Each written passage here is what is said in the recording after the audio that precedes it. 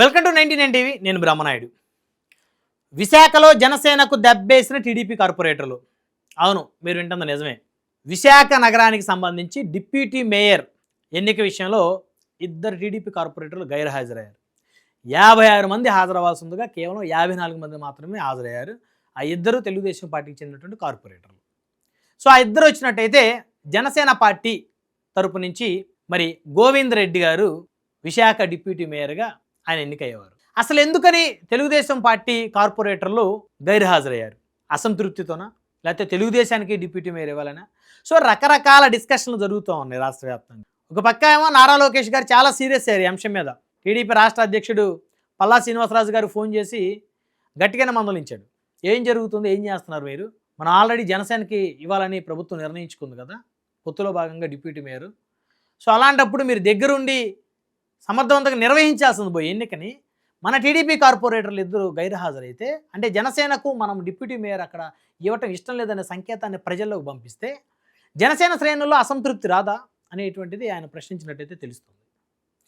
అయితే అసలు ఇక్కడ ఏం జరిగింది అనే ఎపిసోడ్ కనుక వస్తే, ఎవరైతే గోవింద్ రెడ్డి ఉన్నారో ప్రస్తుతం జనసేనలో ఉన్నారు.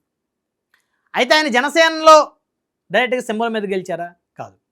గత కార్పొరేషన్ ఎన్నికల్లో జనసేన నుంచి ఇక్కడ 3 గెలిచారు కార్పొరేటర్లు కేవలం. సో మిగతా వాళ్ళు మెజారిటీ వైఎస్ఆర్సీపీ, తర్వాత సిపిఎం ఒకరు, సిపిఐ ఒకరు, ఇండిపెండెంట్లు ఒక 4 గెలిచారు. రిమైనింగ్ కొంతమంది తెలుగుదేశం వారు గెలిచారు. ఆ తర్వాత కూటమి ప్రభుత్వం అధికారంలోకి వచ్చిన 2024లో అటు ఇటు జంపు కొట్టారు. ఇప్పుడు కూటమికి స్పష్టమైనటువంటి మెజారిటీ ఉంది.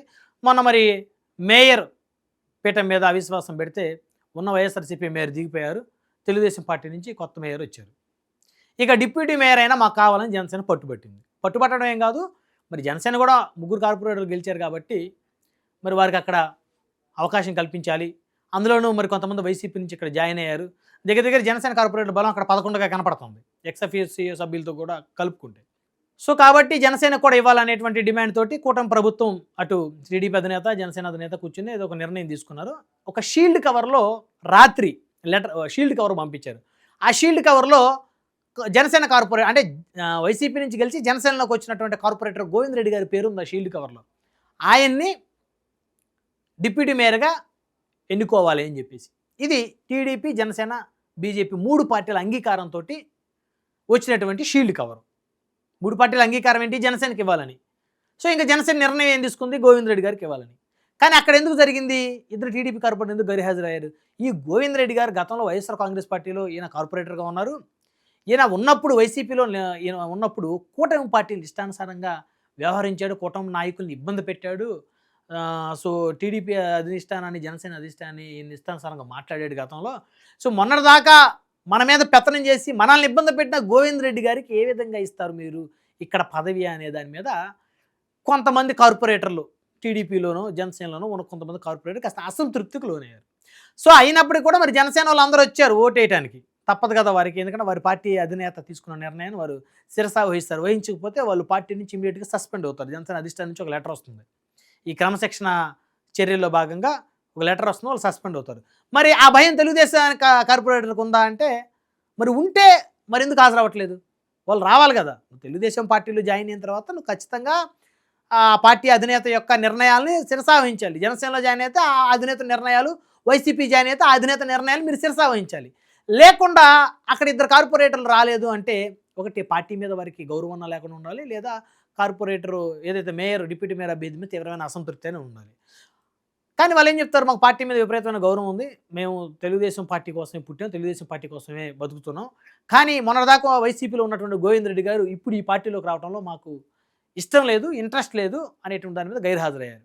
కానీ అక్కడ జనసేన ఎమ్మెల్యే పంచకర్ల రమేష్ బాబు గారు కొద్దిసేపు క్రితం మీడియాతో మాట్లాడుతూ ఖచ్చితంగా రేపొద్దున జరుగుతుంది మళ్ళీ ఎన్నిక, రేపొద్దున అందరూ వస్తారని చెప్తున్నారు. అదేవిధంగా అధికారులు కూడా రేపు, అంటే మంగళవారం, అంటే మే 20వ తారీఖున మళ్ళీ ఈ యొక్క ఎన్నికలు నిర్వహించడానికి అందరూ కూడా, అధికారులు కూడా సన్నద్ధమయ్యారు.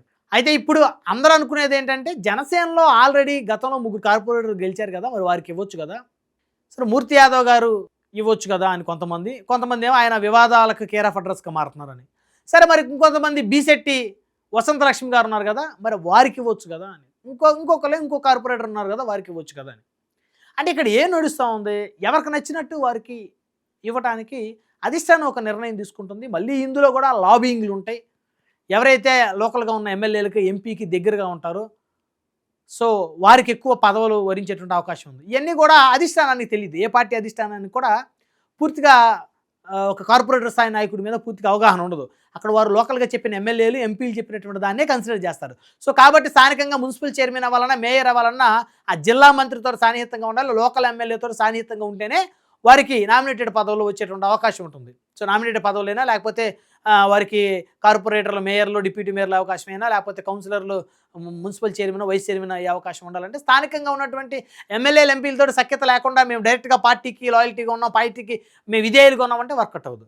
సో ఇక్కడ ఏదేమైనప్పటికీ కూడా టీడీపీ కార్పొరేటర్లు చేసింది మాత్రం తప్పు. ఒకవేళ గోవింద్ రెడ్డి గారు వైసీపీలో ఉండి అనేక ఇబ్బందులు గతంలో పెట్టినప్పటికీ కూడా సో ఇప్పుడు ఆయన జనసేన కండవా కప్పుకున్నారు కాబట్టి ఆయన జనసేన కార్పొరేటరే, ఖచ్చితంగా మీరు ఆయనకు మద్దతు ఇవ్వాలి. ఇప్పుడు అలా అనుకుంటే చాలామంది వైసీపీ నుంచి తెలుగుదేశంలోకి వచ్చిన నాయకులకి చంద్రబాబు నాయుడు గారు రెడ్ కార్పెట్ వేశారు వాళ్ళందరికీ. సో మరి అందరూ యాక్సెప్ట్ చేశారు. జనసేన యాక్సెప్ట్ చేసింది, బీజేపీ యాక్సెప్ట్ చేసింది. ఎవరు కూడా వద్దని అడ్డు తగలేదు. ఎందుకంటే అక్కడ అధిష్టానానికి సంబంధించిన ముగ్గురు నేతలు ఒక నిర్ణయం తీసుకుంటారు. కానీ ఇక్కడ పరిస్థితి వైసీపీలో ఉన్నటువంటి ఆ అదే గోవింద్ రెడ్డి గారు తెలుగుదేశం పార్టీలోకి వచ్చి తెలుగుదేశం డిప్యూటీ మేయర్గా గోవింద్ రెడ్డి గారు ఎన్నికైతే అవుతామని ఆయన ముందుకొస్తే ఈ తెలుగుదేశం కార్పొరేటర్లు బహుశా మరి గైర్హాజరు అయ్యి ఉండేవారేం కాదు. సో కొంత చర్చ నడుస్తుందంటే లోకల్గా గతంలో YSR Congress party deputy mayor పదవి కాపులకి, యాదవులకి ఇచ్చింది.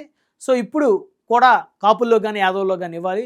కాపులు ఇస్తే బీసీటీ వసంతలక్ష్మి గారికి ఇవ్వాలి, యాదవ్లో ఇస్తే మూర్తి యాదవ్ గారికి ఇవ్వాలి. సో ఎందుకంటే జనసేన డిప్యూటీ మేయర్ జనసేనకు అనేది డిక్లేర్ అయిపోయింది కాబట్టి మరి ఆ రెండు సామాజిక వర్గాల నుంచి వారు ఉన్నారు కాబట్టి వారు ఎవరికో ఒకరికి ఇవ్వాలి. గతంలో వైసీపీ కూడా అలానే ఇచ్చింది అనేది చర్చ నడుస్తుంది. మరి గోవింద్ రెడ్డి గారు రెడ్డి సామాజిక వర్గం, అందులో ఆయన కొత్తగా వచ్చారు, వైసీపీ కార్పొరేటర్ ఆ సింబల్ మీద గెలిచి ఇందులోకి వచ్చాడు ఆయన. సో ఇందులోకి వచ్చిన ఆయనకి ఎందుకు అంత ప్రయారిటీ ఇస్తున్నారు? మరి ముందు పార్టీలో ఉన్నటువంటి నేతలు ఉన్నారు కదా, వాళ్ళకి ఎక్కువ ప్రయారిటీ ఇవ్వాలి కదండి.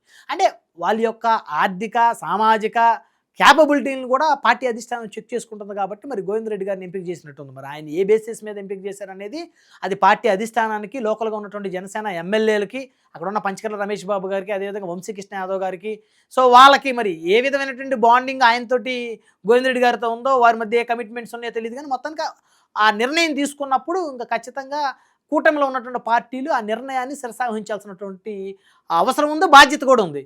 కానీ ఇలా గైర్హాజరు అవ్వటం ఏదైతే ఉందో అది రాష్ట్ర వ్యాప్తంగా అది ఎలా పోతుందంటే అంటే జనసేనకి డిప్యూటీ మేయర్ ఇస్తే కావాలని తెలుగుదేశం పార్టీ అసూయతోటి ఆ పదవి కూడా మాకే కావాలని చెప్పేసి గైర్హాజరు అయ్యారనేటువంటి ఒక ఇండికేషను రాష్ట్ర వ్యాప్తంగా ఆల్రెడీ ఇప్పటికీ చాలా వరకు పోయింది.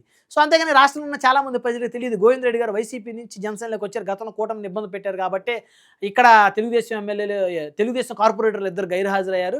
అందులోనూ వైసీపీ ఒక కాపుకి, ఒక యాదవ్కి డిప్యూటీ మేయర్ ఇచ్చింది. సో ఇప్పుడు ఆల్రెడీ జనసేన కండవా సింబల్తో గెలిచినటువంటి కాపుగా బీసెట్టి వసంతలక్ష్మి గారు ఉన్నారు, యాదవ అభ్యర్థి కార్పొరేటర్గా మూర్తి యాదవ్ గారు ఉన్నారు అనేటువంటి అంశాలు రాష్ట్ర వ్యాప్తంగా ఉన్నటువంటి సామాన్య జనానికి చాలా తక్కువ తెలుసు. కాబట్టి అక్కడ ఇంత డిస్కషన్ నడుస్తుంది అనేది చాలా తక్కువ తెలుసు. సో కాబట్టి సో ఏదేమైనప్పటికీ కూడా ఆ చర్చలు ఇవన్నీ పక్కన పెడితే అందరూ అనుకున్న అట్లు అధిష్టానం ఆలోచించదు కాబట్టి మరి రేపొద్దునైనా సరే ఈ తెలుగుదేశం కార్పొరేటర్లు హాజరవుతారా, గైర్హాజరయ్యి జనసేనకు దెబ్బేస్తారనేది మరి చూద్దాం రేపటి వరకు వేచి.